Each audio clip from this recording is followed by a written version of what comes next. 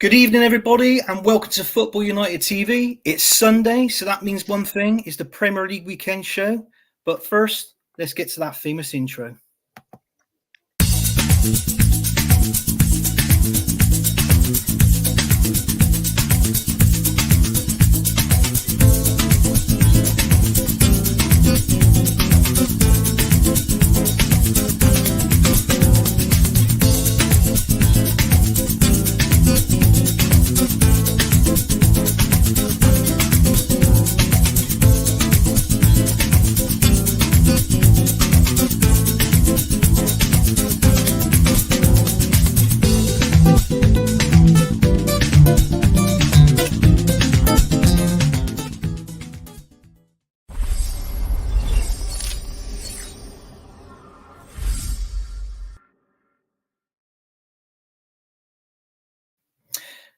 Good evening, everybody. Welcome to tonight's show.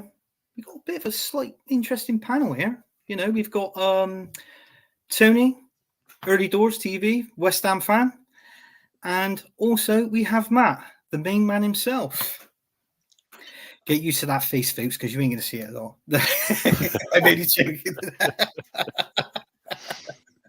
Anyway, let's go to Matt first. Anyway, Matt, how are you, mate? You all right? I'm good, mate. How are you? And how are you? You good?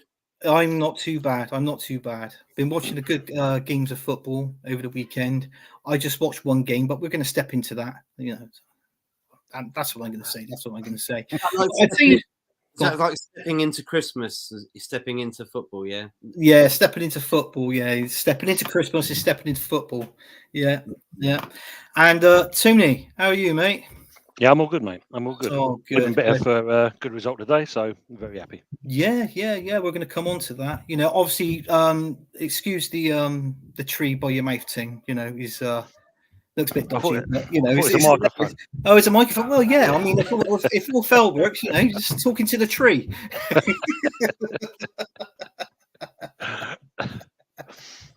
But yeah, I mean, let's get on with this show. Right, here we go. I'm going to bring it up now. This is a company that we're sponsored by, GalassoKits.com. Matt's going to bring it up. Well done, Matt.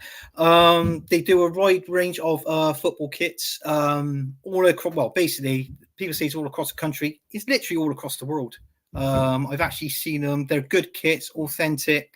The price there is reasonable as well. I think Marty says the price there is in his country, Matt, is it? And then because it's from me, it's now coming up in pounds. It's coming up in pounds. Right. Okay. Yeah. So it's coming up in pounds. But when Marty does it, it comes under a different currency, which then you've obviously got to convert his currency over to the British pound. But yeah, I mean, it's all there. I mean, Tony was there. That's all the Arsenal kits. Tony's a West Ham fan as well. So, you know, we can obviously. He's bought up the Barcelona ones. You don't want to bring. Did you want to bring up the West Ham ones, Matt? You can do that, Tony. Just for the sake of the guests. Just for the sake of the guests. Oh, he hasn't got any. No, he has. Sorry, hang on. There should be something in here with West Ham. I'm pretty sure. Right. I think you just type in the other English ones. This can actually come in as West Ham, unfortunately, Tony. There you go. Yeah. Oh no, Aston Villa. No, that's Aston Villa. Right colour, wrong team. Oh, there we go. But yeah, they've got a wide range of West Ham shirts as well. They've got Ukraine on here. Look, you know. Yeah. God, South America, go to Chile. Look, you got Palestino. Look, you got Chile. You got Universidad. Oh, they got everything on here. Look. Yeah. I mean, Tim, we bought up the West Ham kits on Thursday on Gunners from All Corners show, and I got to be honest with you, I didn't realise that when Marty bought up the West Ham kits, those were the tops that you wore, and you actually got relegated from the Premier League. I'm sorry to throw that in, mate, but I just That's what they're special, isn't it? That's what £10 extra. £10 extra. Thing. Yeah, very authentic. Yeah. Right. Yeah, that's good. Right, that's it now. Thank God for that. That was doing my eyes in. I kept watching that scroll up and down. My head was like this. Blimey. All I wanted to know was that famous intro we do. on our show. Absolutely lovely intro. There's me bobbing along like this. Matt's there like that. And Tony's stuffing his face like I'm like, me and Morris, the only one that jives along to that. Perfect. I'm shoveling my food in my mouth with the thing as the tune goes along. I'm making sure it's correct. What was it you're eating, Tim? Got nice chicken mushroom leek combination going on with some chips and some nice salad. Damn right. Damn right. God, you know how to make one hungry. Anyway, let's get on with the show at hand. We're going to go on to the Bournemouth and Luton game. Obviously, I just want to make this brief and I'll come over to you too. As we know, Bournemouth played Luton. It wasn't a bad game through at the start. Obviously, Luton taking the lead, and then Solanke equalising for through Bournemouth. I just want to get that in there, which was 1-1, and then that terrible incident happened on the pitch regarding Luton's captain Tom Lockyer. It was it was horrible to see, and I got to be honest with you, when you see things like that, even if it's teams that whether you support or whether you don't support them, it's not nice to see a player like that. It reminds me going back to when in the Euros when we saw Christian Eriksen, that sort of thing. That is just horrible. I didn't like it to see. It really just put a lump in your throat. I've got to be honest with you, and that's it. Obviously, he was rushed into hospital. The news was that he came round and he was stable. This is what they were saying.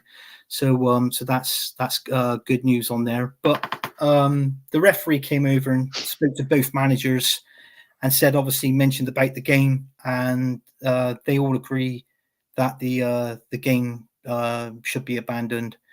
And I got to be honest with you, in me, it was the right call for me, and and fair play to them. And I mean, even the Bournemouth fans and the obviously the players as well, when they were taking him, when they took Lockyer off, they give him a round of applause as well, didn't they? As he was coming off, and fair play to all of them. Matt, I just want to come to you on this one. I just want your thoughts on the game, and obviously, just like what I said, I think it was right with them obviously abandoning the game because obviously with the incident, what's happened. Yeah, your thoughts. Yeah, it was, mate, and it was another horrible thing to see. We've seen it in the last few years as well. Eriksen being the case in the Euros, it was very horrific, and I think we did well then, but we've also learned from then as well. And just to see how quick the players and the people on the bench, like the medical staff, were to get straight across. I think it was one of the Bournemouth players. I think it might have been Solanke. We might have seen it originally first off and been the first player over to him. So, I mean, at least you can sort of see that players are aware and they've been given this, I guess, infrastructure behind the scenes of these situations, like what you do. And it's good to see that both teams looking out for other people. And it's good to hear that he's all right. I think I did see a picture of him in hospital looking like he's recovering okay. So that's good. It's horrible to see. It really is. But I'm just glad he's all right. And I'm glad everybody took the right precautions because back in the day, that could have taken some time and that could have been sometime too late. So, yeah, I hope he gets better. Applause for the Bournemouth fans, Bournemouth players, staff, and the Luton players and the fans as well, especially the players coming back out on the pitch and clapping and cheering the away and the rest of the stadium as well for at least understanding the circumstances of why they had to abandon that game, because a lot of people would, back in the day again, would usually probably not be too happy about that. But it's good to see that people realise that it's more than just a game, and the fact that got to hospital as quick as he could do, that was a blessing. So yeah. Yeah, no, it was, mate. Tony, your thoughts on this? I know I said my bit and Matt said his. You're most probably going to say what the same things, obviously, what we said, but I'll just get your views on this. Just touch on this for a minute. Well, it just shows you, when it comes down to rivalry and that, push comes to shove, we're all one person, aren't we? We all support when something like that goes on. And it was good to see both teams applauding the situation when the players came back out, etc. But surprisingly enough, and maybe this is a sign for him, he collapsed last season in the playoffs as well. He did. So that's maybe a sign to say that, as much as you've done well, time to give it a rest, I think, because he had a heart he had heart surgery, didn't he, in that summer? So maybe that hasn't gone well, and his heart's not been able to recoup after such time. You know what I mean? It's quite a quick comeback, isn't it? Well, you think you put a lot of, when you're in a game, you're given no doubt 100% all times, and that's got to be a strain on the body somewhere along the line.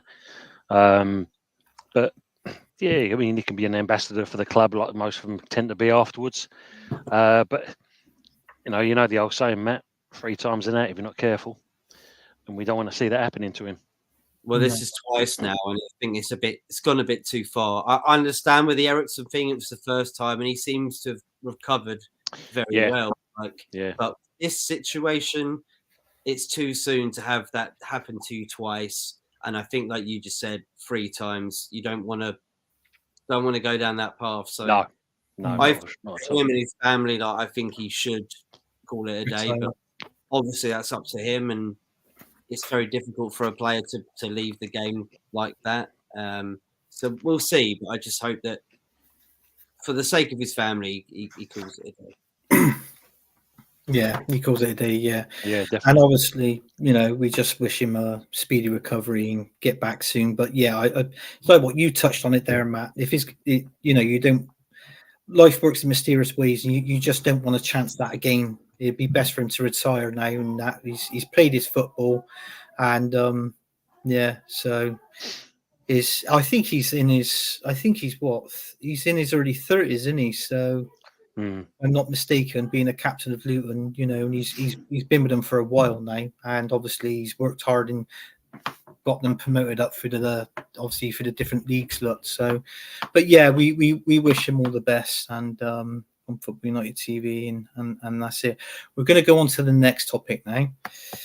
Okay, Man City 2, Crystal Palace 2. As I put there, Man City dropping points.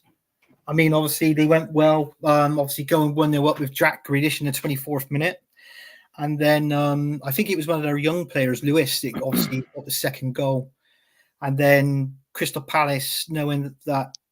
I think what it comes down to, I think they've got good team spirit. It reminds you of the old Wimbledon when they were in the Premier League. They got the old team spirit. They never give up. They stuck in, giving it to Man City the best they could, and obviously they got they come back and drew the game 2-2, which, being an Arsenal fan, for me was absolutely fantastic.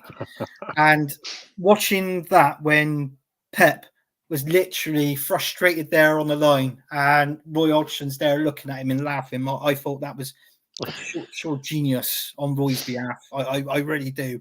So sorry, Man City fans, if you're watching. I know you might not want to hear that, but listen, Roy Hodgson. I tell you what, he's not doing bad at Palace, is he? And for a manager at 77 years of age, it sees it all. Tony, I'll come to you on this one, mate. But what's your thoughts on this game? I think, like everything else, everyone likes Roy, don't they? And I think the players, considering there's one point, there's talks of Hodgson's going to be out and we're going to get someone else in.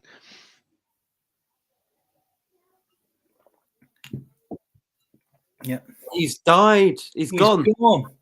He's gone. Uh-oh. He hasn't choked on that Christmas tree, is he? There we go, look. Yeah, when he comes on, leave it here, Matt. When he comes back. Tony, if you raise your hand if you support West Ham. He's definitely not there, mate. He's definitely not there. I had to test that. Yeah. Anyway, my opinion while Tony's gone. He's gone, yeah. to know what I think. Maybe Go on then, Matt. I'll have your thoughts, mate. Well, like I think what you said about Roy Hodgson, that's brilliant as well. Like the fact that he's 77 years old and he still can like get the best out of a team. It's really, really, really good to see. I know he's going to be retiring, isn't he, at the end of the season? So I'm not sure the route of what Crystal Palace are going to go, but he's definitely someone that understands the club. He's a fan since he was a boy of the club as well, and he's from around the area, etc. So appointing him after Patrick Vieira was probably like the right decision. They got him out of the relegation situation, and yeah, like look, let's put it this way: Man City, a little bit of a situation after the Champions League, but I think Man City will still push on. It's a bit difficult winning the treble and then trying to win every same competition the next season, which is I'm pretty sure what Man City wanted to do originally. But yeah, good point for Palace. You know, at home, Man City at home. You know, that's a difficult time, mate. So well done to them. Yeah, well done to them. Yeah, I'm just gonna try and bring something up here as well. Obviously, you look at it with that draw now, and obviously with the way the games have gone. Obviously, Aston Villa winning, Liverpool drawing now. So you've got Arsenal first, Liverpool second, Villa third. Man City now has gone down to fourth in the league. Believe it or not, they're on 34 points, and I'll just bring Tony in. Yeah. And then you look at it that way. Crystal Palace further down the league, 15th with 17 points. I mean, if you was a Palace fan, obviously you'd be happy with the result. But if I was actually to say to you with Palace, like where would you predict them to finish in the league, in the Premier League? Where would you say they're finished to, Matt? I reckon if they finish well out of the relegation battle, and they're not like fretted a little bit. So like maybe like 12th or 10th would be really good for them. They can definitely do 12th. So I'm going to say 12th or 13th. But yeah, if they're in a relegation battle at the end of the season, it's not been a good season for them, no. But if they can keep comfortably out of it and know that they're getting enough points to stay away from it, then little bit from Palace. I don't expect much from Palace, seeing as like Aston Villa, Brighton, etc., and West Ham are doing quite well in their European campaigns and the Premier League. So, but I think they can definitely stay away from the relegation battle. So that's probably more the ideal look for Palace for the rest of the season, just keeping out of that relegation battle. Yeah, definitely, and hopefully they do that because it'd be Roy Hodgson basically finishing on a high, you know, and then he can retire happy. And he's like what you said, that's the standard Roy Hodgson finish, really. Yeah, mid to mid bottom. mid to mid bottom. Like that. It is. Yeah. I know what you're saying there. Yeah. So round about the 12th, 15th position, mid bottom, and then that sort of thing. Yeah. 10th to 15th is a Roy Hodgson season. If he does any better than that, then he's had a really bloody good go. Yeah. I mean, fair play to him. Tone, your thoughts on this game, mate? I seen you there, but I couldn't come to you straight away because obviously you had your mouth full. And well, my missus did once upon a time, but back in the day. Back in the day. But yeah, your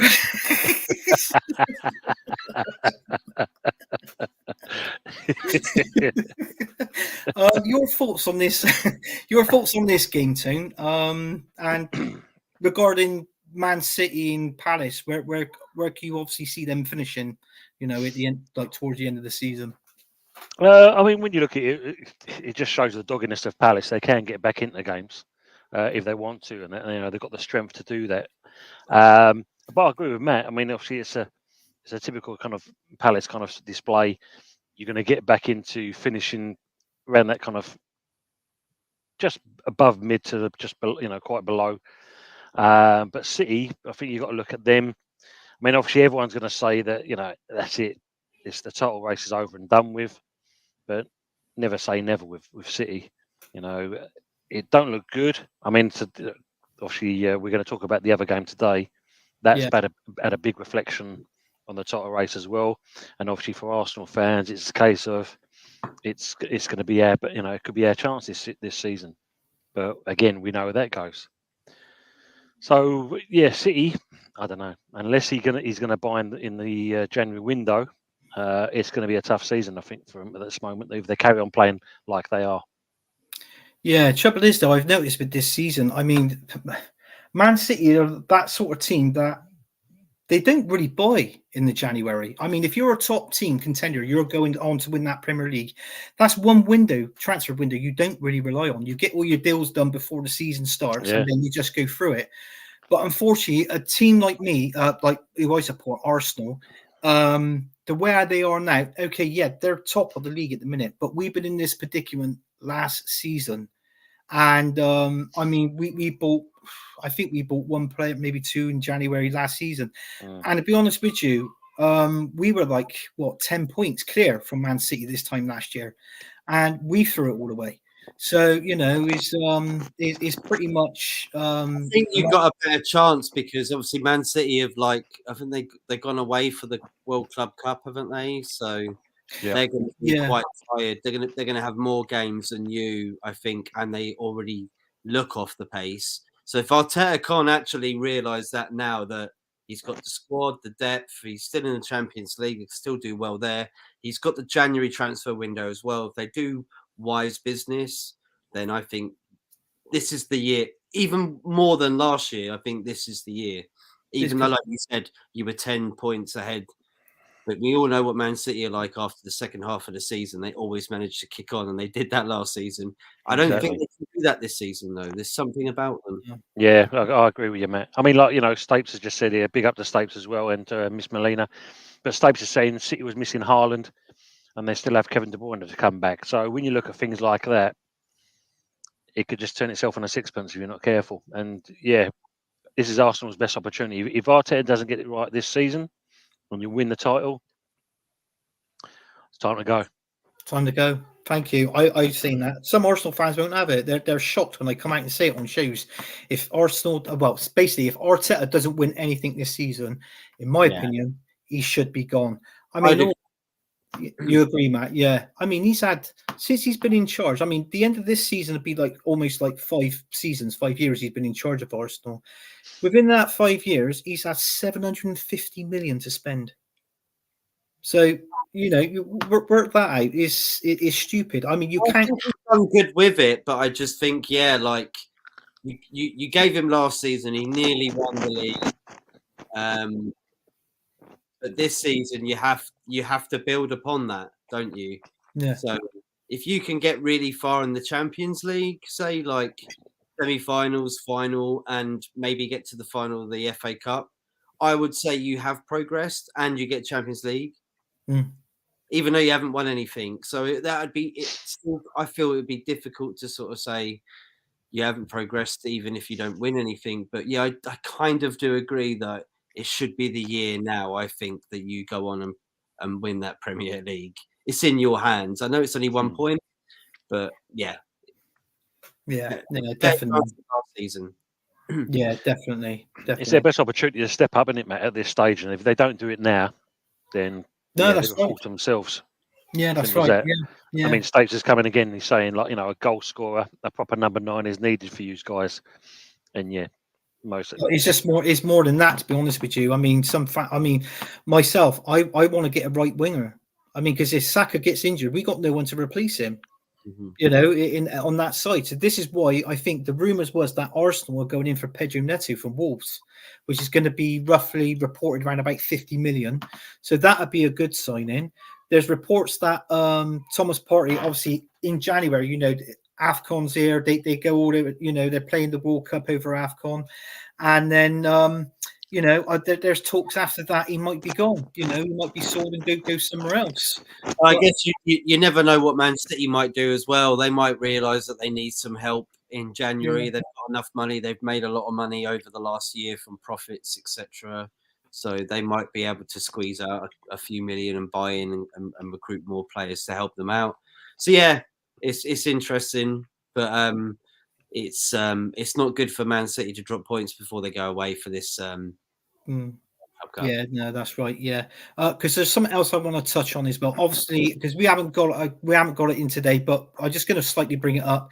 Arsenal beating Brighton today 2-0. I actually predicted that scoreline right, and I won some money on it as well. So that's that. The other thing as well, I mean, everybody's stated, even I stated him, a certain individual at our club, Kai Havertz. Now it turns out that with him scoring the goal today at Brighton, that's 5 goals in, I think he's around about 18 appearances. So everybody's sort of like started picking him up and this and that.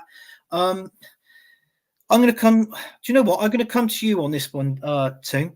Do you think that Mikel Arteta is actually finding Kai Havertz's right position in where to play him? Because there was that bit of debate when we first signed him.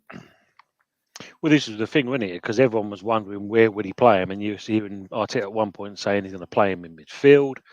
Everyone's questioning that part there, but hey, I mean, fair play to the man. I mean, he's stepping up at the right time. I mean, I jokingly saying that when you think, £65 million, all he's got to do is score 8 more goals, and he's paid for himself. He's coming good at the right time, which is what you need, really. Yeah. Because at the apart from that, I mean, who else is really kind of giving you goals? Yeah, that's right. Yeah. Matt, did you want to come on to this? And by the way, leave my nuts in. Yeah, I got some flame grilled steak nuts. They're quite nice. Yeah, they are lovely. They are lovely. Best nuts on the market. Well, I'll be having Brazilian nuts, won't I, in a few weeks? Andy? Oh, well, yeah, you will, mate. You will, yeah. What was the question? Sorry, Anthony. The question was obviously with Kai Havertz. Do you think that Arteta has actually found the right position for him, knowing that the last couple of weeks he's been on form and obviously been scoring goals? Yeah, I do. I think that Chelsea weren't playing him in his right position. They expected him to be a number 9, a striker, and he didn't predominantly play that when he was in Germany. So I think it's sort of like in between number 8 and like a fake number 9 sort of thing. Like he's more of someone who gets assists and maybe gets a few goals a season, but he's more of an assister. That's what you want, someone to be able to assist your front three. And if you can get him to do that, like you've been seeing recently, he actually bags goals as well because you're in the right position. He's in the right areas for it. He's not the predominant number 9. Arsenal needed a predominant number 9, but yeah. Enough about Arsenal. Why are we even talking about Arsenal? Well, we'll come off of them. I'm just gonna hit the comments because there is a few. There is a few. Stapes in the house. Big up Stapes in France for tuning in. He says, "Oi, oi, Tony and the panel. Is there any further update on him as yet? I take it he's on about the Luton captain Lockyer. Matt quoted on it as well that he's came around and he's stable at the minute. I think Matt said he's seen a picture of him as well. So, but I think so. Yeah, I think I saw a picture with like a thumbs up or something. Yeah, I think. Okay, yeah. I'm not saying that. Yeah, but it's like what we said. We wish him all the best from us anyway. And then early doors, you Tony, oi, Stapes, hope you're doing well, mate. And then he goes, last thing he said, he was responsive and stable. Yeah, that's right. Yeah. And then he surprised me on how good he actually is. Yeah, it does. It's not until when something happens like that and you look back, they show you videos of that person looking back on them. They've done really well. Stapes then goes on to say, I thought it was well. Obviously, where the pen was going, 100%. I'm super surprised the keeper didn't go the same way. Yeah, true. Miss Melina is in the house. Big up, Miss Melina. Thanks for tuning in. Ooh, and then she's going on. She's saying, hi, guys. I've actually joined her fantasy football league today, Miss Melina's. Oh, yeah, she's doing really well. She's 10 points above me. I'm not happy. Well done, Miss Melina. And early door saying, hi, Miss Melina. Stapes is back in the game. He's saying City will miss Haaland and they will still have Kevin De Bruyne come back. I don't know how long Haaland's out for. Is he back next game or is he back coming back towards the new year? Well, it's the World Club Cup, isn't it now? Yeah. So I don't know. Yeah, I don't know what I don't know. He'll probably be out because it doesn't mind playing against Al Nassr or whatever he's going to be playing against in the semi-finals. So I think they can allow him to rest up a little bit, don't you think? Yeah, yeah. They'll win the competition, won't they, without him? You know. Yeah. Stapes goes on and says goal scorer / a proper number 9 is needed at Arsenal. Yes, we need a few, mate. We need a striker, we need a right winger. I think another a midfielder, you know, and also I don't know, maybe a centre back. But I just wish they get this Ramsdale and Reyes thing sorted personally as well. And Stapes goes on to say, I would get rid of Arteta unless there was someone better to take over without changing playing styles. Because that would hold us back even more. Yeah, it would, mate. It would. So that's that. What's that there? Okay, yeah. Oh, hang on a second. Comments. That was because Matt put something in the private chat. Put 50p in his lights. His messages. Put 50p in the meter, Matt. It'll all come on. It'll be all right. Hang on. It's only came in. Jesus, could play right. Yes, yes. A lot of people want Ivan. I'm not worried if we don't get Ivan Toney. I mentioned it from Gunners from All Corners. Personally, I can see him staying at Brentford this season. Next season, he will be gone. He will leave Brentford by next. I can see him going to Tottenham. Yeah, but it's the money. It's the money, like we said before. But, you know, it's how much people are going to pay for him, because I'm sure Brentford's going to want top dollar, regardless if he's been out for this period of time. They're still going to want top dollar. Yeah. I think Tottenham will use that money that they got from Harry Kane to lure him in. That's personally, that's what I reckon. We're just saying that Harry Kane has just scored in the 90th second against Stuttgart, so they're 1-0 up at the moment. Yeah, those peanuts are banging, Stapesies, Matt. Yeah, they are. They're absolutely amazing, aren't they? With a beer, really good. Oh, nuts and beer. That's like Christmas Day all over on the evening when you watch a film, innit? Right, Cole Ross is in the house. Big up, Cole. Thanks for tuning in, mate. Yeah, big up, Cole. And he says big up to you, Early Doors, as well. I think that, that's all the comments done. I'm just going to go on to the banners on here. Right, let's go on to the next one now. Newcastle 3, Fulham 0. Right. Newcastle stopping Fulham's winning ways. Because you've got to think their last 2 games before that, Fulham, they had back-to-back 5-0 wins. And I think, if I remember correctly, I think Tony will remember one, wouldn't you, Tim? No, not at all. No, it slips your mind, is it? Yeah. It's Fulham beating West Ham 5-0. Matt, it's been a pleasure being on your show. I'll see you later, mate. I'm off. All right, then. But yeah, I mean, this game, what a fantastic game for Newcastle. I mean, they still got, if I remember correctly, I think they still got a couple of injuries still at their squad, at their team. Well, they've got a ton loads. I think they've actually got a squad out, haven't they? So get a result against an informed Fulham, that takes some doing, especially with all the injuries. So yeah, fair play to Newcastle. Yeah, fair play to them. Yeah, obviously you've spoken out, Tim. You've just give a brief. Is there any more you want to share on this game? I mean, the scoreline itself. I don't know. Would you have predicted this scoreline, Buffy? Maybe knowing that they had all these injuries, or no, exactly. Because when you, like I said, going on Fulham's form and Newcastle's, you think there'd be an away win straight off because the way Fulham have been playing. But yeah. I mean, I don't know. They've obviously had time to think about things, rejig things around, and it paid off. 3-0. Yeah, definitely. Matt, much you can say, really. No, there's not. No, Matt, your views on this game, mate, and did this scoreline actually surprise you as well? Not really. Seeing as Newcastle went out the way they did in the Champions League, they put in a decent effort for their first time in so long. And it's like going to Newcastle was very difficult to get a result, and I think Fulham were up to it at the end of the day. I don't think they were going to get much from it. I wasn't surprised it being 3-0, to be fair. I think I said on the takeaway show last night, Friday night, that it'd be about a 4-0, I think. So pretty close. unfortunate for Fulham. It's not that they've done bad this season at all. They've got a great squad, etc. But I think Newcastle will see this opportunity now that they're out of the Champions League and pushing on in the Carabao Cup. I think obviously the FA Cup and the Premier League's probably best for them right now, and they are definitely punching above their weight. So if you're a Newcastle fan, I wouldn't be unhappy about the situation at Newcastle right now, being out of the Champions League. I think it's still a positive. You know, your first season you went out. I'm pretty sure Man City had the same situation when they had their owners come in. Like, you didn't exactly like win the Champions League in your first times.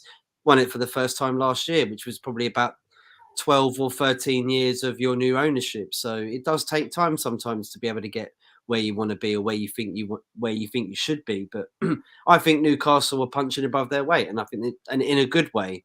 And I think they should be happy with the result against Fulham. Yeah, another 3 points. Another 3 points. Yeah, I mean they're sixth in the league at the minute on 29 points. Yeah, they've won their last They've won their last 3 games they've won 3 out of 5 games. So it does make you think now, coming out of that Champions League stage, even though winning 3 out of 5 is not bad form, but if you could throw a draw or another win in there, obviously they'll just keep on that sort of form. I don't know. Newcastle, top 4 maybe. Matt, I'll come to you on this one. There's a good chance, but I think maybe 5th to be absolute. 5th place, I think, this season. Yeah. And you, Tim, do you agree with that? Yeah, I suppose if they going to buy in the Jan window just to kind of keep things fresh, especially if they've got long-term injuries and that, they're definitely going to need to bolster up the squad a little bit. But yeah, around about 5th or 6th, I'd say. Yeah, I think that's where I predict. Well, I got to be honest with you. I read out the Premier League table, and the top 4 is what I said the top 4 would be, out of obviously Man City, Liverpool, Arsenal, and Aston Villa. That's my top 4. I said that before the season started, with that, that's what it looks like. I did have Newcastle 5th. I'll be honest with you. I had Man United 6th and Tottenham I had 7th. So and that's it. Chelsea, regarding where Chelsea's going to finish, I don't know. If you most probably asked me on game 37, you know, with 1 game left, I can most probably tell you where they're going to finish. Well, duh. I love joking with you Chelsea fans out there. Anybody in? Oh, that's a Chelsea fan. I wondered where Mystic Meg had gone on our TV screens. Here she is. It's in the future, 1 game before. Yeah. Yeah, right. Okay, we finished this, but let's go on to the next one. God blimey. Liverpool 0, Man United 0. Yes, this is true. I did fall asleep when the game was watching. Do you know what? I'm going to be honest with you. I'm just going to say this in brief. I thought this game was boring. In my views, in my opinion, it was a boring game. But you think of it, even though it was a boring game, Manchester United did what Manchester United had to have done in this game, and that was stop Liverpool from scoring. You know, they were so much. They were obviously they were going in the underdogs. You know, there's a lot of people writing them off before the game saying, oh, Liverpool's going to win 5, 6, 7, even 8-0, I even read. But listen, I think Man United did really well in this game, despite the stats of obviously Liverpool having 34 shots on goal. I think Man United had they had about 7, maybe 8 shots on goal. Liverpool having 69% of the possession.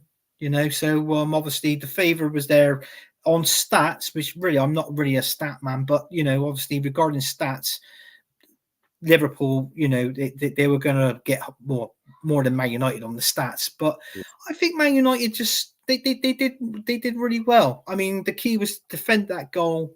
I mean, Salah, I mean, he played well, but there was times where Man United, you know, they knocked him out of the game. You know, there was times where you know, Darwin Núñez, he was marked out the game as well. So I feel Man United played really well. There was a sending off. Dalot got sent off in this game towards the end. I think it was something stupid. Was it something like 30 seconds or at least 1 minute before the game finished? So I thought to myself that it was. I think it was a pointless decision, to be honest with you. Knowing that there's like 30 seconds left of the game. I mean, when you look back at it, to me, you could have just brushed it under the carpet, sort of thing. I mean, even if it wasn't a cause for if it wasn't a cause for VAR to come in and have a look at it, which they didn't do, by the way, I would have just let the game flow. Just let it go. But I think the referee. That was the one and only mistake, in my opinion, that he made in that game, was sending Dalla off. But I mean, yeah, fair shout to Man United. Tone, do you want to come in and have your feelings on this game? Yeah, I didn't see much of the game, but what I've heard of it in there, it seems like Man United held their own. They did enough to what they needed to do, and that was to either stop Liverpool from scoring, and more importantly, to keep a clean sheet, and they managed to do both. As for Liverpool, yeah, I don't know. It's strange, isn't it? When you think the firepower they've actually got, they should be banging in more goals than what you see them in recent games. So to get a score draw, or a ball draw, whatever way you want to call it, that just basically sums them up, really. They're there, but they're still falling short. But they're still, I think, the team to worry about. I think they're the ones, if you're not too careful, that will actually win the league. Yeah. And your thoughts on this one, Matt, this game? Well, I really thought I kind of thought it would either be very close, we'd lose, or we'd get smashed, like 5-0. Look, I'm quite impressed that Man United got a 0-0 at Anfield. That was something that I wouldn't have put money on. Yeah. So I'm quite happy about that, mate. And I know, like, the team we put out as well, they seem to like put in more effort than they've done. That they were blocking a lot of shots and they were defending very well. This is the Man United of now. I know it's weird for me to say like I'm happy with that. I'm not, but I am, in the sense of like this is where we are as a football club right now. So you have to take it as it is. And the way we played to get a 0-0 at Anfield, when we usually get smacked 7-0 when we play them at home, is good. So I'm taking a positivity from this. Unfortunate for Liverpool for not being able to get a goal, because they were all over us really at the end of the day. But with Varane playing, I think really made a difference. And I'd take a lot out of this game. Yeah. I mean, there's still the same problems. Obviously, there is still the same problems with Man United. It's not a complete cover up, but it shows you that the players can, if they want to, they can play. It's not the Man United of old, so what do you expect? If we can go take Liverpool back to Old Trafford and get a win or even a draw, then that's an improvement on the last 2-3 years of results between the two clubs, isn't it? So yeah, I'll grab that from you. Yeah, fair enough. Matt, I just want to stick with you a sec, because obviously we're talking about Man United. I just want your views and your opinions of Man United. Obviously, so far this season, I don't want you to hold back or anything like that. I just want just tell people how you feel. I mean, me and Tony, we're kicked back. Listen, ladies and gentlemen, look, it's Matt's speech. Give that man a tissue. We're all gonna. Did you not watch my show the other day? Bloody hell! I let rip. Sorry, mate. I missed it. Well, if you do want to see how I really feel, you can watch 45 minutes of me rip Man United in a nice, pleasant, and verbally decent way, without being a complete hypocrite. Yeah. But how do I feel about our season so far? Really bad, mate. Really bad. Terrible. Torrid. What other words can I describe to say how bad it's been? Reasons why it's been so bad. Players. I think you have to blame mostly the players for this. Yes, the board and the etc. and the owners we don't like. Of course we don't. But I'm definitely going to say that the players this season, compared to last season, have not really picked up tools. They've put them down. And it seems to me that money seems to rule morals at the moment in football and and everything else in life. So I think to me, that's all it is, really. Yeah. The mentality of the players that we have compared to someone like Arsenal, Aston Villa, Brighton, even West Ham, Tony. Okay.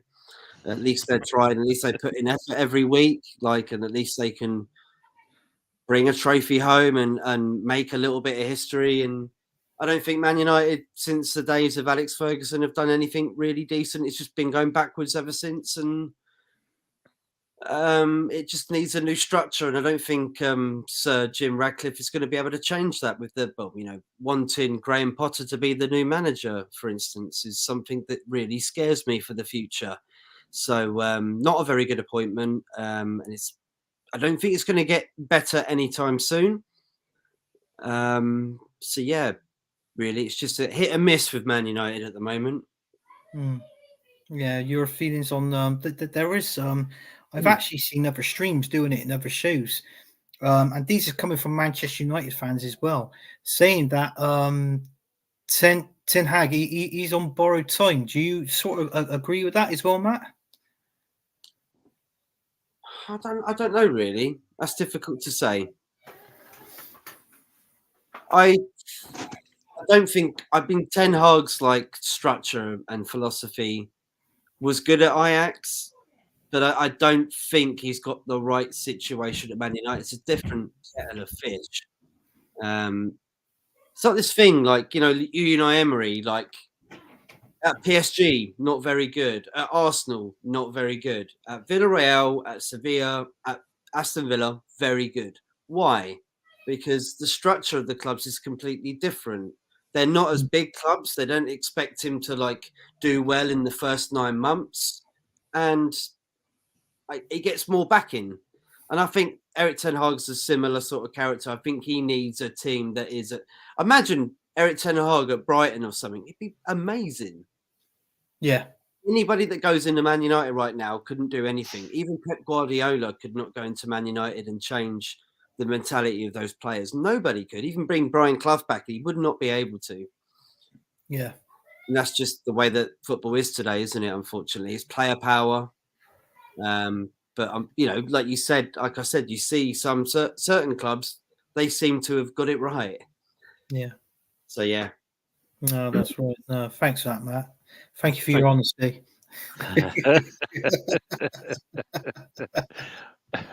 You're giving your views on this, ain't you, Tim? Sorry, I was sort of intrigued with what Matt was saying when he was coming out, because I didn't really hear Matt say a lot about his team, so I really want to get into the depth of 45 minutes on Monday, bloody hell.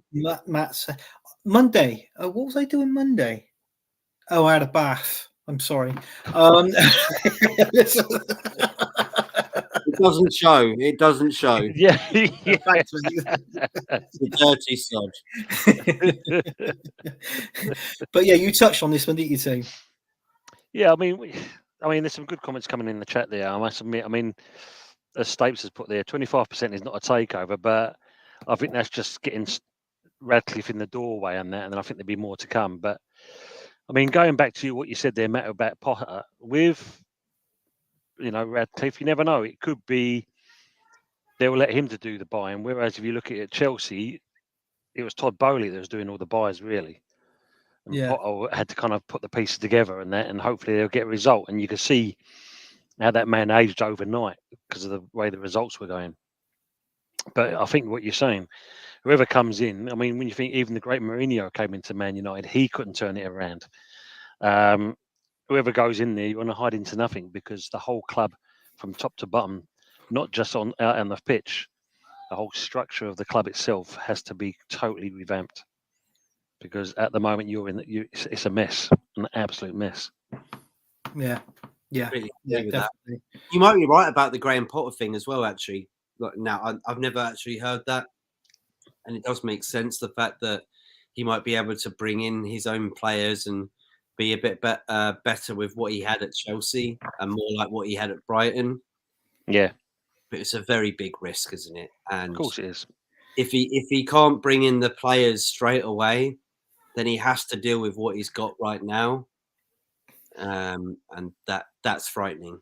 That's your biggest challenge. Yeah, I agree on that. I wouldn't want him to go there. No, not for that. No. Save your mental health. Look. Think about your family, Graham. That's the thing. What I'm going to do, I'm just going to hit a few comments because there are a few. All right, I'm just going to go back. Steve, big up, mate. I tell you what, you're the one. Is he the only one who's watching this show? No, there's a few others in it, mate. There's been a few others.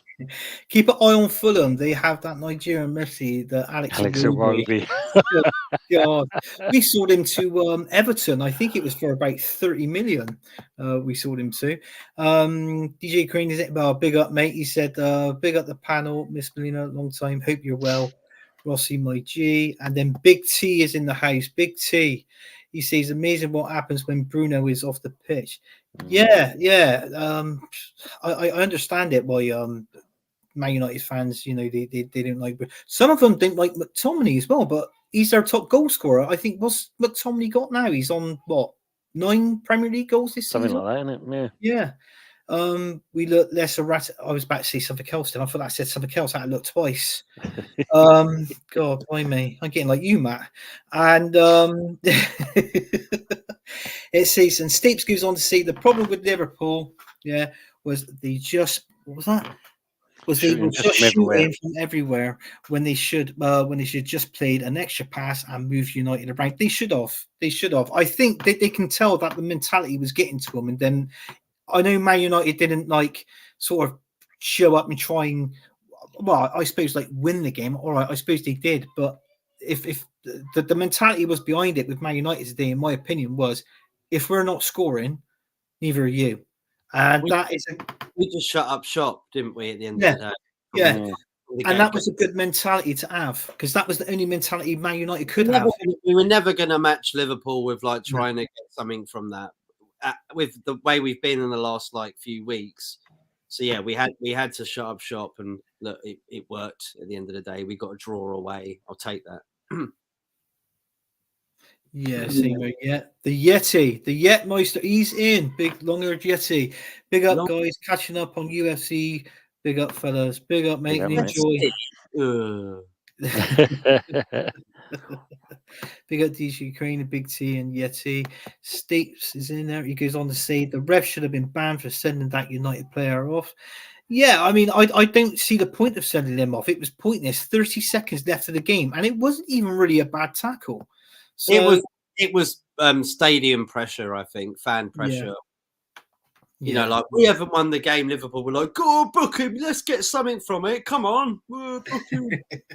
See it happen many a time. Yeah, exactly. Do you know what? Nobody clipped this, but I'm actually praising Man United up today. This is the first time in, I think, in my whole years of 45 years of living, I've actually praised them up. You are meant to be unbiased in this show, Anthony. Yeah. So we hope that's the case. Yeah. No, definitely not. Definitely not. I'm looking forward to the next game when we beat you. Actually, you know that'd be a good one. Double decent, Big T6 on these things. No, yeah, from the half. All right, sorry. No, yeah, we've heard it all before. And Steaks 22 goes on and say he had enough right to complain about the throw. And as it was a United throw, yeah, it was.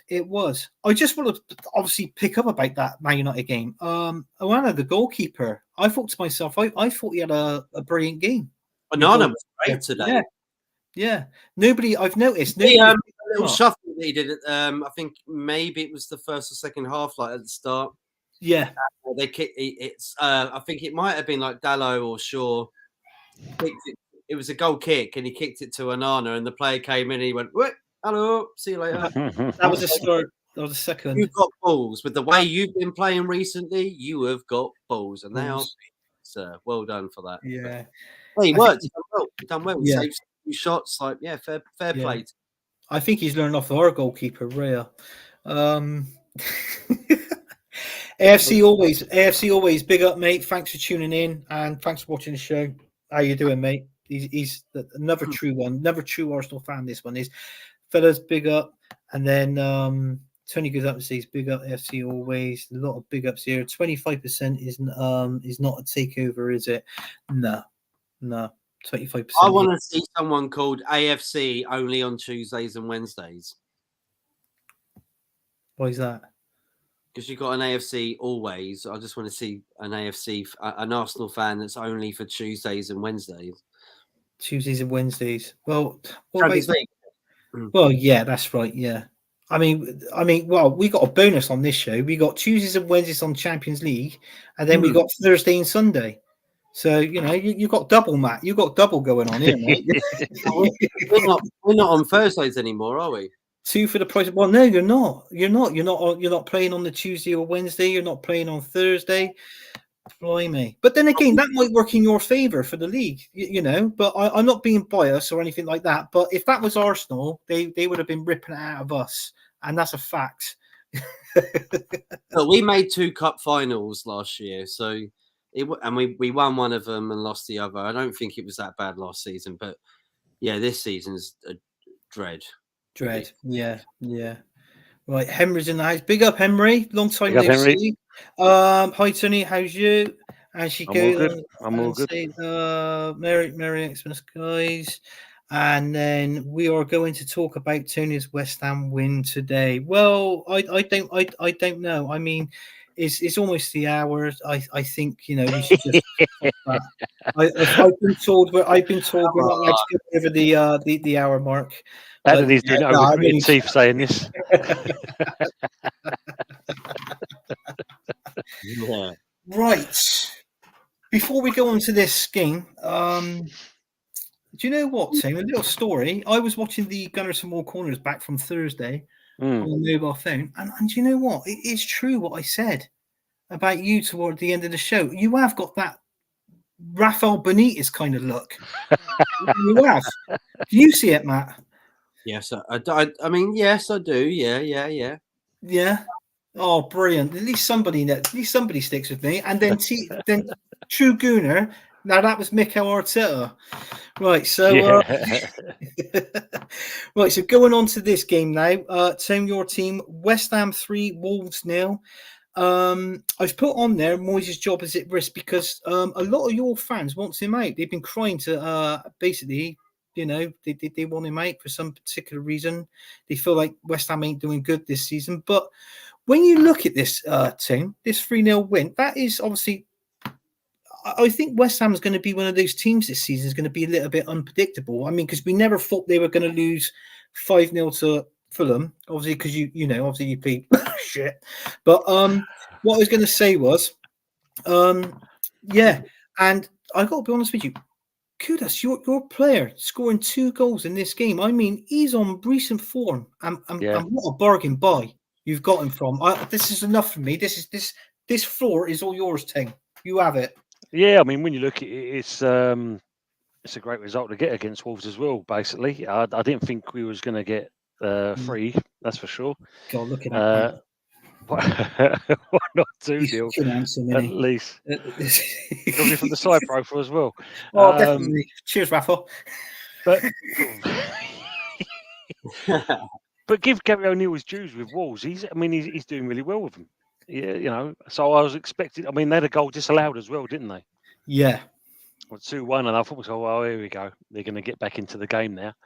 But no, we stuck it out, and it was good to see Bowen actually scoring a goal as well because he missed a hatful against Fulham the last time. So, no, I'm very pleased with the result. Much needed, really was needed. But yeah, I agree with you, Anthony. We are very much a topsy-turvy side at the moment with results. Europa, no problems at all. But actually in the Prem, yeah, it's hard to tell when we're going to get a win, a loss, or a draw. Yeah, it's true. Oh God, you've caught me there, you son of a bitch! It's literally gonna take a pic. Oh God, you're gonna send it to him and start saying. I'll send you my signed photograph instead. Much easier, Anthony, much easier. I'll tell you what, it reminds me of my days back in school when somebody used to hit you in the classroom and the teacher never looked. And then once you've hit them back, that's when the teacher will turn around and they've seen you hit that person. You think, like, oh, yeah, great. Parents at the school and God knows what else. It's true. Yeah. But yeah, I mean, it is a good game. And from what I see, I actually saw the highlights on my phone, on Sky Sport. And do you know what? I really, enjoyed those highlights. Really good game for you as well. Clean sheet, good 3 Yep. points, and that could I reckon he's brilliant. Seriously, that is a bargain buy. What's the chances of him going to come into Arsenal next season, or maybe Bowen, or Paqueta? I mean, any one of these 3 come into Arsenal next season? Do you reckon? Nah, not at all. Not in a No. month of Sundays. Why not? Well, you've taken one player. That's all you need. Don't need anything else. Oh, You got well. Mama Flossie. How we doing? Big up Mama Flossie. Yeah, he's yeah. I mean, you can't if see you any look of them at it- going to Man United, can you? You rather them come to us than Man United? Is that what you're saying? Well, If put it it this way: was. look at Paqueta and that. Will City go back in for him in the January transfer window?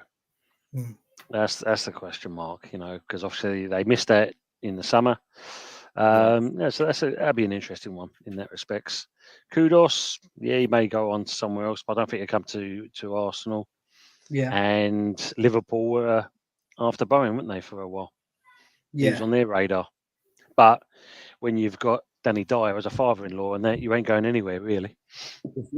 No, that's true. Yeah. Oi, what the fucking hell's going on here? Snake. But yeah, I mean, yeah, that's true. That's true. Right, we're gonna go on to the last few ones now. I'm gonna give this. Who should I give this one to? Right, we are gonna go on to the worst You player. didn't read any comments, you. I was going to read them towards the end, but all right, I'll read it. I'll Dear, you have. all And right. you only get more at the end. Sorry, people. I do apologise, but I do read out all the comments. Bloody hell, Thursday nights. But that was a bloody joke. That was. I know. There was so many. God, and you putting all those bloody polls in. What was that all about? Jesus. Hey, it worked. We got about 25 people that voted, and that whole was the biggest voting thing ever. Yeah, we got 25. We got about 25 votes. Yeah. Well, no, it's true. It's true. All right, I'm just having a look to see where I am now. Right, so there we go. Have I done this one? Are we going to talk about Tony's West Ham win today? Yes, we have. We just did. And then Liverpool was shy. Next comment, please. Laugh out loud. Yeah, that's right, Emery. That's right. Big up, Mama Flossie. Yeah, big up. And thanks for tuning in. I'm okay. Could be rather. Could be the Queen. Could be the Queen after that. Well, yeah, you could be, Emery. You could be.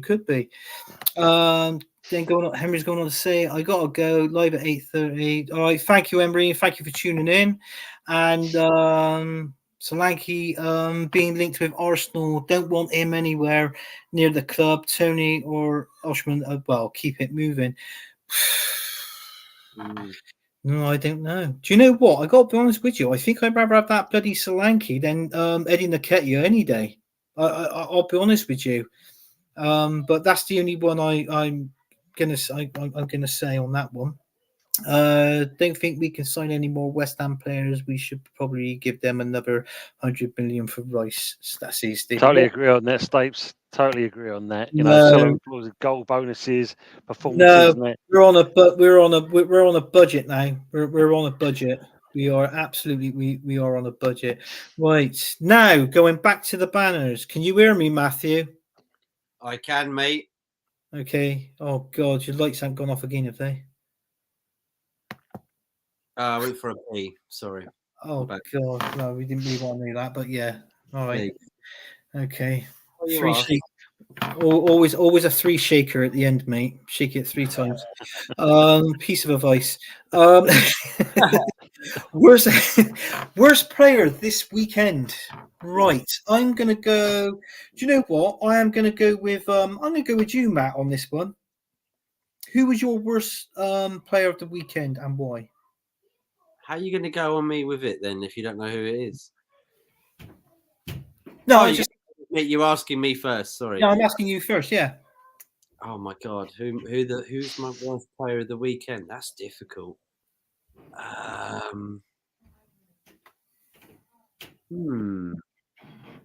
That's a tough one, mate. That's a really tough one. Who was the worst player? Okay, do you want me to see mine? Yeah, please. I'll say mine. I'm going to have to go with the Fulham goalkeeper Leno. I thought he was absolutely abysmal in that Newcastle game, even though it was 3 goals he conceded, but it could have quite easily have been more. I think they cleared one. I think they cleared one off the line. He was just absolutely dire for the 90 minutes. So yeah, the Fulham goalkeeper Leno gets mine. I'll give you time to think, Matt, because you look like you need time. Tim, what's your worst player of the weekend? I think if you look at it, for me, I'm going to say the City keeper because I already did something in the game. I didn't say. I must admit, I've not seen much football, but by what I heard on the pundits and that, he made some calamity in that it could have cost them the game. Yeah. Matt, have you thought of what yours is? Yeah, that was quick. It's really difficult, mate. I'm gonna say Keane Lewis Potter for Brentford. Oh no, Ben Mee for Brentford. Sorry, Ben Mee for Brentford. Oh right, okay. Yeah, he got a red card. He put the game into jeopardy. I didn't think he had a really good one. Bit of a stinker. It's really difficult, actually. I don't think there was really that many bad players, but I think for that decision, I'll give it for that because it was a red card. Yeah. Stinker. Okay. That's fine.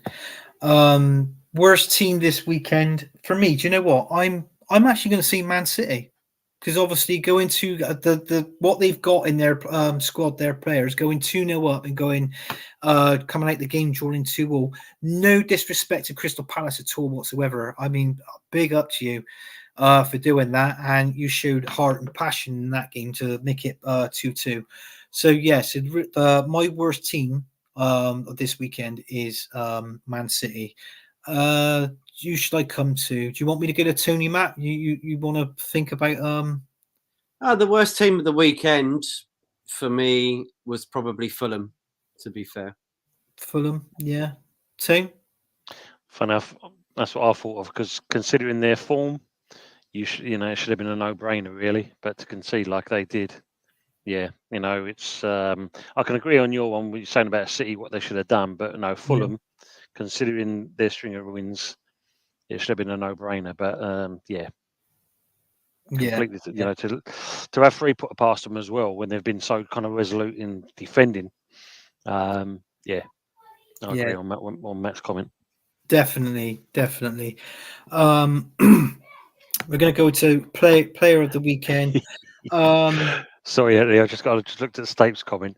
He's put Spurs. I don't care if they won; they're always the worst team. Well done, Stapes. I totally agree with you. I totally agree with that. That's his view. Everybody else in the comments should put your view as well. Come on, get in there. Yeah. Here comes the old Herbert. Oh God, the younger sibling. Richard. Oh yeah, Rich. By the way, I was out Friday, and I seen your comments ripping the piss out of me on the Friday night takeaway. Yeah, I seen it, mate. I seen it. Don't you worry about that. Right. And I bloody lost it now. Worst team of we done the worst team. You said your team too. Yeah. So I agree with Fulham was the worst. Right. Yeah. And player of the weekend. Do you know what? I'm actually going to say, Kudus, the West Ham player. I still think. I tell you what a player he is. He's literally everywhere. He can give 100% on the pitch. Scored 2 goals today. He's in a bit of scoring form as well. And the price you got for him, phenomenal. So yeah, he's my player of the weekend. I'm going to go to you, Tim. Who's your player of the weekend? I'm actually going to go with Paqueta, actually. How he played today, and that it's been much needed, and he turned it on today. He actually kind of made the Hammers sing, so it was good. It's about time we've seen it out of him. He needs to show a lot more in my eyes, but yeah, today showed it. Yeah, I want this. I'm going to ask Matt, but I got a funny feeling who his player is. So he's going to go Man United goalie. No. Well, who's your player of the weekend then, Matt? My player of the weekend is Michael Keane for Everton. who had a really good game against his former club, same as Sean Dyche as well, seeing as he nabbed him from there. Yeah. And a really good game. He scored the second goal. He was commanding, good presence, and Everton are doing very well at the moment, seeing as they lost 10 points from the financial fair play. So, yeah, well done to him, my player of the weekend. There you go. All right, not what you thought. Who did you think? I thought you were going to say one of the Man United goalkeeper because he had a good game. He had a good, I would have put him in top 5, but Yeah. no, Michael Keane for me. Not Kane, Keane. All right. All right. Okay. Yeah. Yeah. He's only meant to put the ball in the net. So, team of the weekend. This is the last one. Team of the weekend. Who am I going to go for? Oh, who can I go for team of the weekend? Do you know what? I'm going to go. I think, to be honest with you, I'm going to go Newcastle, even though they beat Fulham 3-0, and obviously Fulham was sent, and obviously they had a man sent off. But the only reason why I go for that, I thought that scoreline was absolutely brilliant, knowing the amount of players, or should I say first teamers, that they've actually got injured. I thought they plugged in well, they worked as well as a team, hence the reason why the scoreline 3-0.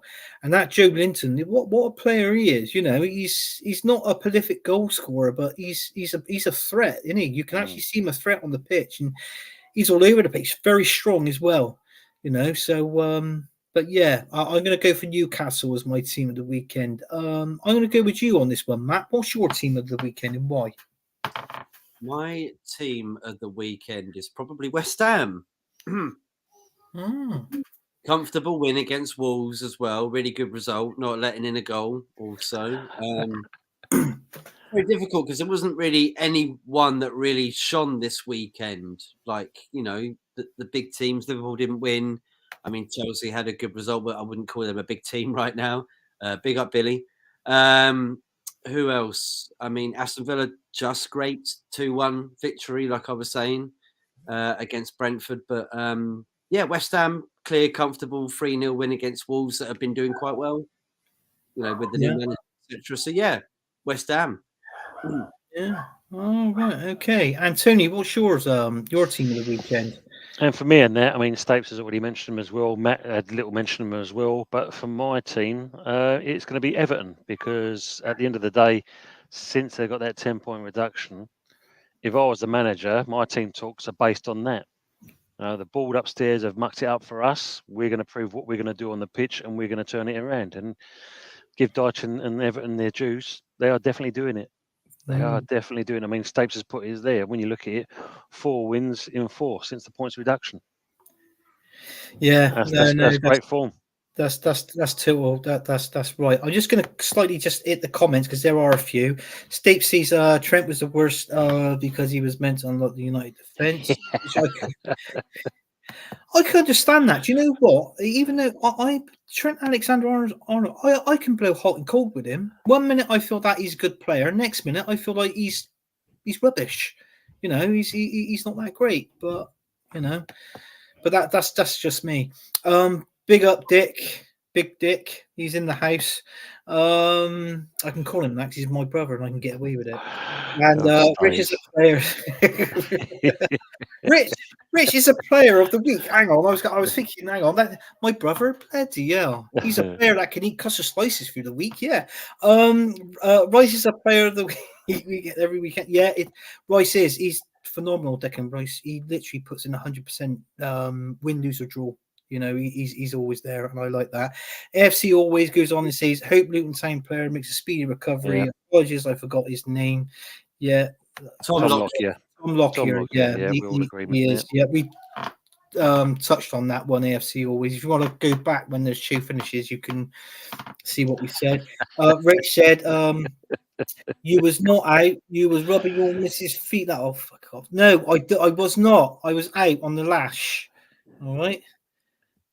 Unlike you know, get right under, right under there you are, Rich. Yeah, right under, giving it the big one.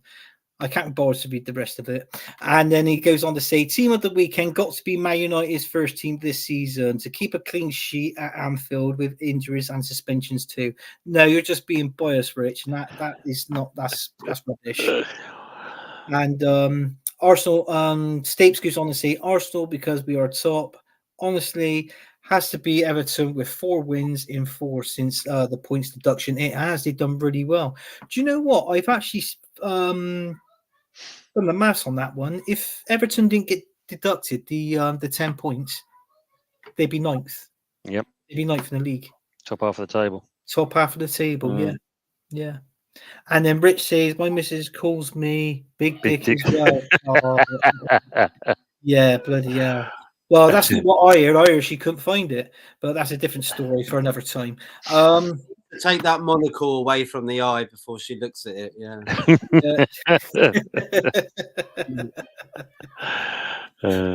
I mean, that's it. That's all the topics done in that. Just before we go, we do a prediction show. We're not going to do a prediction like thing, but I just want to have a quick prediction. This Friday coming up, you guys, you're playing each other. West Ham versus Man United, Friday the 23rd. How do you feel on that? And which any positives out the game? I tell you what, let's go to Tony first because he's he's on the show. What do you think of the game, team? Man United West Ham game this Friday. I think it's one of those, isn't it? I mean, either Man United's going to turn up and actually put a performance in, or we're just going to see the same old what they've been doing over the last couple of games. But for us, I mean, yeah, we've got a chance of getting something out of this game. If Bowen's fine in form, kudos, as you said. He's scoring goals. I think we can actually win this game. Yeah, and if you were to say a prediction, what would you go? Tony's go. I'll go 2-1. Go on. No, 2-0. I'm going to go 2-0. 2-0. Man United not scoring. Do you know what, Tone? I like it. And Matt, your views on the game. What do you think is going to happen in the Man United West Ham game, and what's your prediction in that one? I think it's going to be tough. I think the players will have their mindset on their Christmas dinners coming up on the Monday. Yeah, I think like a 2-2 or something like that. I think a draw. A draw. Nah, that's fair enough. That's fair enough. Do you know what? If you was to ask me, I was going to see a draw as well. I was going to see a 1-1 draw. We're not asking you. Huh? No, I know you're not. But I was just going to put it out there. I'll go for a 1-0. Right, fuck it. 3-1 West Ham. 3-1 West Ham. Come on, you Irons. Kudos to score 2. Bowen to get the winner. And you're at home, Stapes. Just to let you know, Stapes, we're at home. Yeah, and and obviously Friday, Arsenal got Liverpool Friday, so obviously are they kickoffs or something. No, I think they're evening kickoffs. Yeah, evening kickoffs. Wednesday 20th is Liverpool West Ham. We've got Liverpool West Ham in the quarterfinals as well. So Friday one early doors. Yeah, 12:30. Yeah, 12:30 the 21st. 12:30. Yeah, and there's I mean, obviously that there is I think there's an 8 o'clock kickoff as well. Yeah, it's Friday coming. Friday. Yeah, this Friday coming. Have you got work, Matt? Are you working this Friday? I'm out at about that time. Yeah. Yeah, because obviously they've got some early kickoffs. Oh bloody hell! All right. Yeah, no, it's not fair, is it? The Liverpool Arsenal game is 5:30. 5:30, the Liverpool and Arsenal game at 5. Yeah, well, at least you can come. You got plenty of time to come in, put your feet up, and watch a decent team, ain't you, Matt? I mean, let's be honest. You're owned by 5 at 5, aren't you? Matt, leave that till Thursday the 28th when you want to watch a decent team play Arsenal. West Ham's playing them as well. Oh, there we go. Oh well, yeah, decent team, Arsenal. See, that's what I mean. West Ham. East Ham. But yeah, I mean, and then obviously Arsenal versus Liverpool. I think it's going to be a good game, odd game. I want to go for I'll be happy with a point, but I would like to go for a 2-1 win in that one, the Arsenal and Liverpool game. I just want to put it in Man United's faces, saying, "This is how you beat a team." Do you remember this time? Well, we were this time last year, but remember when you was 2-0 up against that certain team and you know, you got a draw out of them in the end, 2-2, when you threw it away. We threw it away. Yeah. You threw it away against was it Southampton? You threw it away against them. Oh yeah, you threw it away against us as well. Oh yeah, all right then. So let's not go there. Let's not go there. I was actually chatting about that today. About last season, we threw it away against you and Southampton. Also, going back, we lost 1-0 to Everton, and that was when Sean Dyche's first game in charge. We lost. So yeah, there are a few comments in here.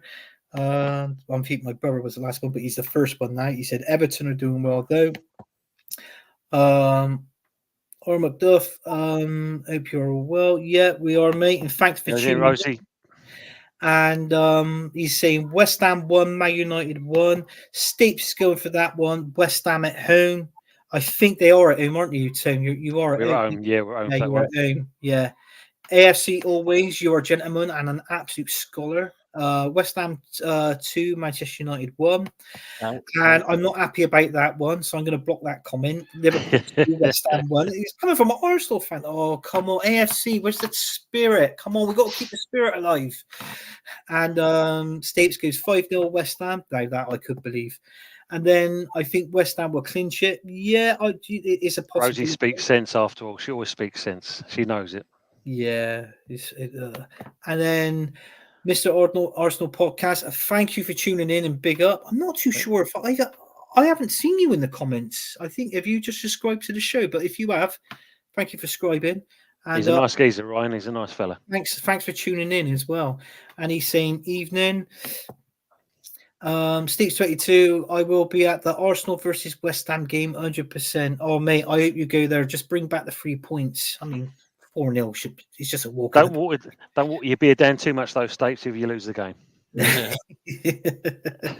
Rich is going Arsenal 2, Liverpool 2, and then your friend Brucey's laughing. I think that is the last of the comments, and that is it. Right, so that's it now. We've come to the end of the show. I just want to say thank you, Tony, for coming on. Thanks, mate. Thanks for the invite again. Yeah, that's fine, mate. It's good to see you being with Matt as well. Yeah. And do you want to give everybody a shout where they can find you, Tim? Yeah, as you can see to my left, Earlydoor Football TV. That's me. Obviously, just getting back into things, so it's a pleasure being on these shows and have my comments and banter with Anthony as always. Yeah. And I'm hoping to do some of my own content very soon. Oh, that's good. That's good. And Matt, do you want to give everyone a shout out where they can find you? And I would do. Yeah, thank you so much for Tony for coming back on once again. Really glad to have you on the channel. Thank you. Lovely indeed. Unfortunate about we got to have Anthony on here, isn't it? But yeah, I know, mate. Someone's always got to spoil it. Oh, I'm feeling sorry. That's why he looks bloody cold, Matt. He looks so cold. He's like he's in his igloo, isn't he? And he's like, he just needs a stick and a string just to get some fish. It's the energy I'm getting from you. I have to wear like loads of layers. He doesn't really mean that. He didn't really mean that. Thank you everybody for tuning in once again for the Premier League weekend show with Anthony, our #1 host on the channel. Well, I would say Marley, but he's not been on form recently, Anthony. So you pipped it there. He'll get back on it after New Year, though. Please do. Oh, no one beats me. No one beats me. It's about time that. We've always got this handsome devil, haven't we? Obviously doing the show. So that's it. I just want to say to people. I mean, obviously, you can find me on Facebook, Instagram, and Twitter. You can find me on football. I hadn't finished actually, so I'm just muting him right now. For coming on to Football United TV as well and the Premier League. And he's unmuted me as well. But yes. I'll give it over to Anthony Al. Thank you so much for coming on. Smash a like, share, subscribe. And here's your host. Oh, so I got to unmute me bloody self then. Oh, thanks then. I mean, I just want to say a big thank you for everybody tuning in. Yes, you can find me on my socials, Facebook, Instagram, and Twitter. On Football United TV, where I host Gunners from All Corners. which we love doing that show, and obviously this show, the Premier League weekend show. Unfortunately, this self-same thing is Gunners from All Corners. This is the last show of this year. We will be back next year. This show will be back the week after the FA Cup game. Also, I just want to make sure and find out, and Matt would tell you, on Wednesday at 9 p.m. we're doing our own Christmas show. So everybody tune in for that. There's going to be a laugh. We're just going to talk some absolute nonsense, drink a few beers, rip the piss out of Matt as we normally do, and that's it, sort of thing. But yeah, and there's a few more comments on it, Anthony, as well. Oh bloody hell! God blame me. Do you want to take these comments, Matt? Just for the sake of it. Go on. Take the comments. Okay. How many more goals Havertz need for Anthony? That's a comment for you. Oh, Bargav. Right. How many goals? Big up, Bargav. Big up, Bargav. Thanks for tuning in. Well, I got to be honest with you. He's on 5 at the minute. He played 2 games there, so he's got 5 goals in 16 games. So what I'm going to say is I need him to score. I want another 10 goals out of him. I at least want 15 goals a season out of him. Maybe 18. Anywhere between 15 and 18, I'm happy. Is that going to be a miracle? Yes. Am I dreaming? Fucking hell, too right. So I want at least another 10 to 13 goals out of him. Ain't gonna happen, but that's it. And here's one for you, mate, from R. McDuff. It is -20. It is in Matt. It is where you are, Matt. His tent's blowing. It's for me, actually. But yeah, it is. It is for you. I was going to say. I put the wrong bloody solo on. Sorry. Yeah, for me, it is -20 where I am in this. Oh God! Anthony McDuff, I'm very sorry. Can you share the links for the others, please? Oh, for the other shows, yeah. I mean, if you go onto my my Twitter, I always share it on my Twitter. Just type my name in on Twitter. I just pop up. You can just go on there. My wall is open to anybody. Sounds a bit dodgy, doesn't it? But yeah, well, if you go onto the main page of Football United TV, you'll see the links already ready for the Christmas special and the New Year special already there. And I'm on tomorrow for the League Des Champions because we're talking about the round 16 draw that's happening tomorrow. So that'll be interesting. So tune in tomorrow. Yeah. Oh, congratulations to Man United fans. They're not in it. But right, can we go now? Yes, we can go now. That's it, right? And on the comments, yeah. Yeah, just want to say thanks for AFC always comment on me coming back onto YouTube. Yeah, it's been a pleasure coming back on and that. And yeah, I know I've been off the earth for quite a few months, so it's always welcome to come back on again and speak to you guys and people in the chat. It's been great. So yeah, long overdue, shall I say? Yeah, no, it's great to have you back, Tim. We have missed you. I was checking under all the tables, the chairs, even beyond the bloody cushions. I couldn't find you. I was thinking, where is he? And then there you go, he was there. But yeah, big up everybody. Thanks for tuning in. And I'll tell you what, we'll most probably say it on our Christmas show, but it's the first time I'm going to say it tonight. If we don't see you, you don't tune in on Wednesday. Have yourself a good Christmas and a happy New Year. Yeah. Thank you for everybody. Cheers. We are out of here. Cheers. Take care.